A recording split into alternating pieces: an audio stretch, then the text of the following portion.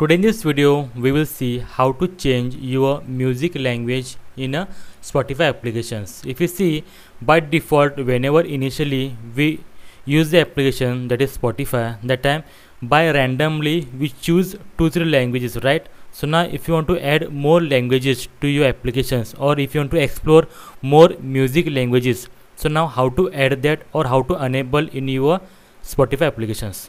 So do one thing, to enable or to add more languages for music in your iPhone, do one thing, go ahead, go to your main account or your main profile, and here go to setting and privacy.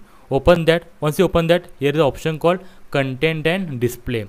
Okay, if you see a option, go ahead and tap on that, and here if you see there is a language for music, tap on that, and here if you see whatever music available, that is available here.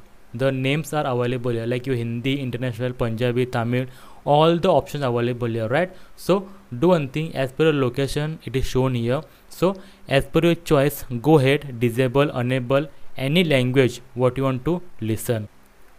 So whatever language for music you want to stop or start, you can do it from here.